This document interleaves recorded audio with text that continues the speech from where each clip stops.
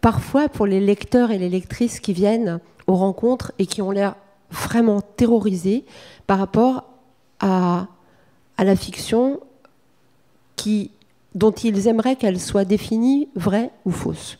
Alors la question que j'entends le plus quand je fais des rencontres, c'est oui, mais alors quelle est la part de réel dans vos romans? Et cette question, elle t'a sorti je sens, de pas mal d'angoisse. Est-ce que j'ai rencontré Nadia Comaneci? Est-ce que j'ai rencontré Patricia Hearst? Je dis, ben non. Et on me dit, ah, mais vraiment, mais vous avez le droit de faire ça? Je dis, bah oui, j'ai le droit, parce que je fais de la fiction, donc j'ai le droit, en fait. Oui, oui, voilà. S'ensuit une conversation un peu étrange, en général. Moi, la fiction que j'aime, et celle que j'aime écrire, elle ne veut pas être assignée à un genre.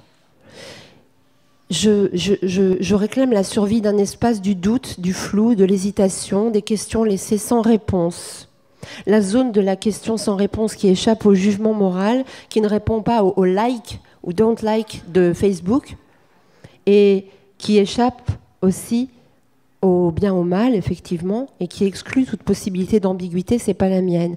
On dit souvent qu'avec les GPS, on ne peut pas se perdre.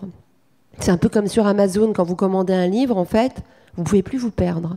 Parce que c'est comme rentrer dans un très long couloir où il n'y a que vos goûts. On vous propose que les romans que vous seriez censé aimer. Quand vous entrez dans une librairie, c'est l'inverse. C'est le hasard, c'est la porte ouverte à la rencontre, au détour. Moi, je plaide pour le détour, pour l'hésitation.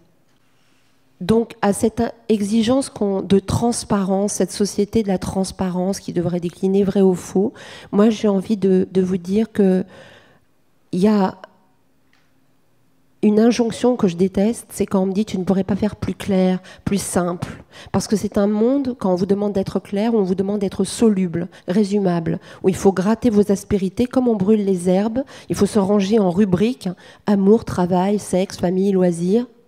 Il faut se pitcher, il faut pitcher son roman d'une seule phrase.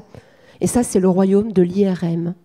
Et je voulais vous parler pour finir d'un petit animal qui représente ce monde, c'est la bitinelle. La bitinelle, c'est un minuscule escargot, ça fait la taille d'un grain de riz et ça vit dans l'eau en milieu souterrain. Elle n'a plus d'yeux.